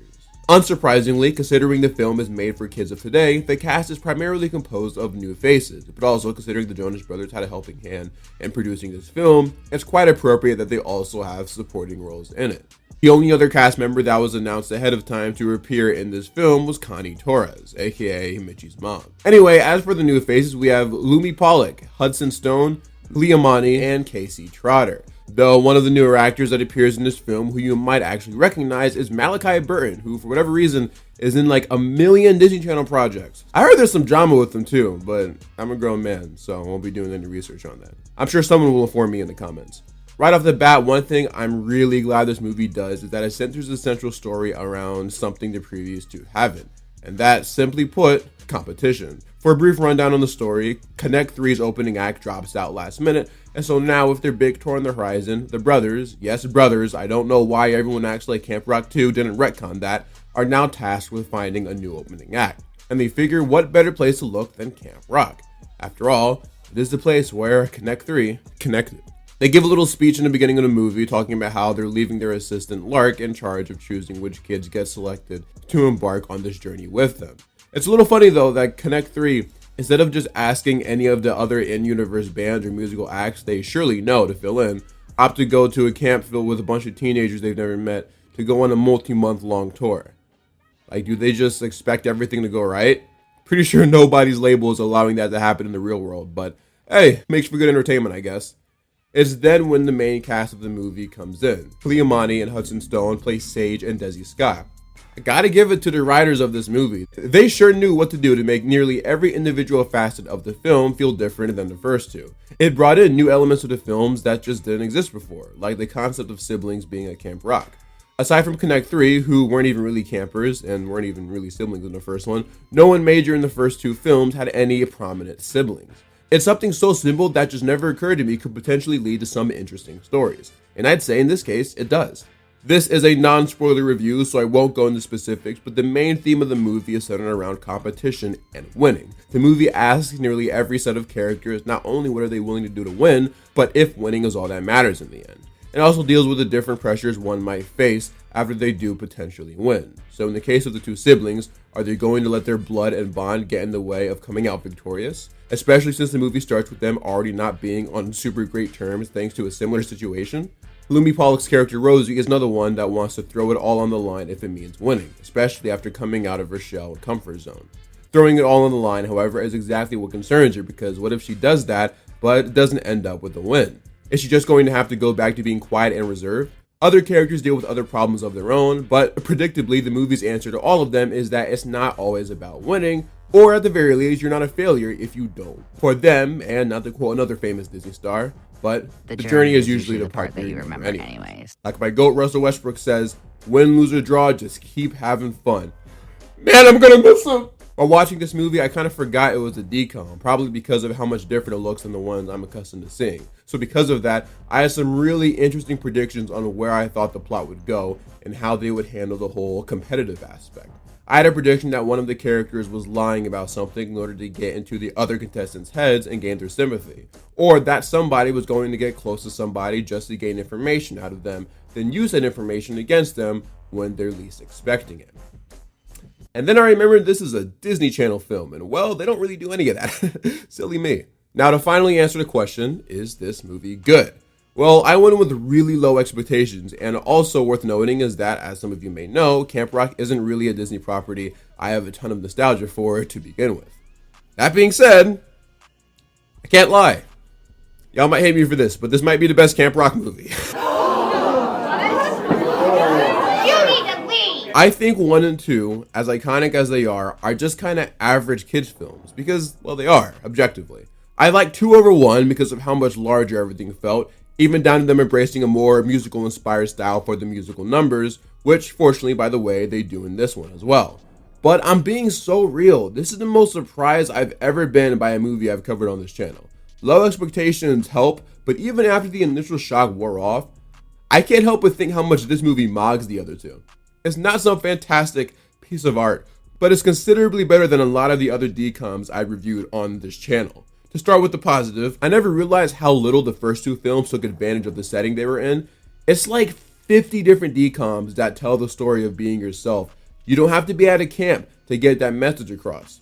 This one actually uses the concept of the final jam, plus the actual motivation considering what winning would mean for their careers, as a way to tell a story about why giving it all up to win might not be the move, and that there might be more important things in life. I'm glad this movie didn't just heat up the first two's nachos. Matter of fact, there's a lot more differences than similarities when comparing this movie with the previous installments. I even thought at first that Malachi's character was just going to be another Shane Gray, where he's a misunderstood bad boy, but they didn't really go that route per se. Some characters definitely fill similar voids, but a lot of the movie is pretty original, with the characters themselves having different struggles. The characters in this movie just have more depth in general. I feel like that just comes with the change of times, but there are some characters in this movie that feel pretty original to it. There's still plenty of tropes and cliches, but you can still tell that the writers went out of their way not to just give us the same DCOM character archetypes. Which honestly makes me curious to see if the other modern DCOMs are consistent with that as well, but I wouldn't hold my breath. These characters, or at least a portion of them, feel a lot more real than before and a lot less one-dimensional. As for the movie's cons though, I didn't really have a lot of problems with it, although there are still some improvements I would make. The movie is oddly paced, especially in the beginning. It even feels like a TV show sometimes, even down to some scenes having weird transition music. I also feel like the movie at times tries too hard to force emotional moments that just quite simply aren't there. There's one scene in particular on a bus that I think you guys will be able to catch up on if you do end up watching it. It was very odd, and the mood switched so fast just because I feel like they needed to put in that studio mandated sad scene. It's also still mostly a kid/teen film, so there's definitely some sappy moments that, although will likely make the hearts of tweens everywhere flutter, are pretty reminiscent of other films of its kind. The music is a bit of an interesting scenario though. I was shocked to see just how good some of the original songs were. The movie is at its best when it's letting the new cast, who by the way are talented even if their vocals feel a bit auto-tuned at times, do their own thing and carve their own paths. But as soon as they had them cover the pre-existing Camp Rock songs, I checked out.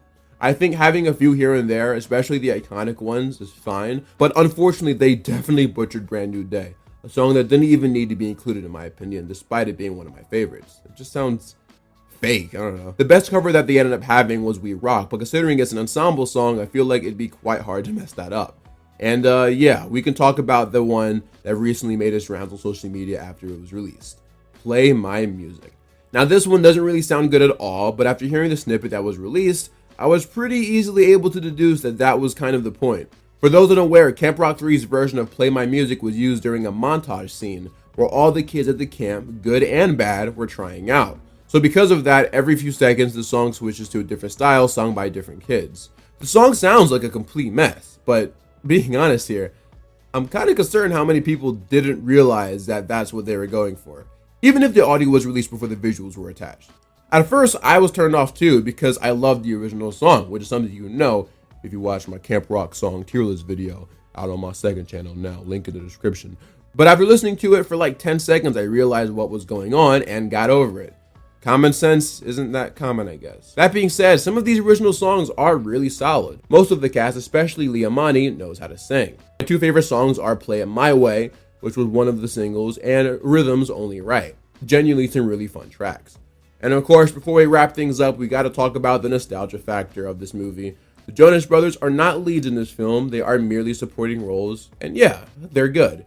They have a lot of history acting with each other. Check out my Jonas video. I think that they're in it just enough so it doesn't take away from the new cast members, which ultimately was the main focus of the film. Even as someone that didn't watch the Camp Rock films until later in life, I was honestly a little disappointed that this movie didn't have more returning characters from the original two. But then after watching it, I totally understood why no one else showed up. There's barely any adults in the movie. Matter of fact, the only major adult that wasn't a part of the original cast is Connect 3's assistant. That being said, the presence of the other two films are still felt throughout it. There are some fun Easter eggs planted throughout the movie that Camp Rock purists will totally get, plus a totally unannounced surprise cameo that anyone with a brain could have seen coming, even if he wasn't labeled as part of the cast during the original announcement. Technically, it's not a spoiler because they decided to officially announce it and even share the footage online. Matter of fact, before I recorded this, I just saw that they had it on Good Morning America or something. So it's not really that hidden at all, but I'll still kind of leave it as a surprise. Camp Rock 3 is a fine kids film that might be a little better than it needed to be. I think your enjoyment for this movie will 100% be determined by how willing you are to put nostalgia aside and genuinely put up with this kids film for an hour and a half. Some people can't find it in them to be entertained by kids films that they didn't personally grow up with, which is fine, I get it. I've already seen plenty of people hate on this movie for things that the first and second movies did, but because old good and new bad, suddenly it's an issue. I will say one of the only things that the original films have over this new one is the top end talent. Demi Lovato and the Jonas Brothers low-key might just be unbeatable. These new kids are talented, but Demi and the Joe Bros are legends. Not many people on this planet can touch them. If you go into Camp Rock 3 with an open mind and perhaps low expectations, you might come out pleasantly surprised. Hey man, last time I checked, it's got a higher score on Letterboxd than the first two, so do with that as you may. What I want to know, though, are your thoughts on the movie, if you've seen it. I'm probably uploading this like a day after it came out. Please feel free to let me know in the comments below. Check out my Patreon if you want to see content earlier than everyone else. Also, subscribe to my second channel, simply titled Nostalgia, for more of me. I'm also on TikTok and Letterboxd, so give me a follow in there as well if you'd be so kind. And if you're new, feel free to subscribe and hit that like button. And like always, I am Mr. Nostalgia, for crying out loud, and I'm out for now.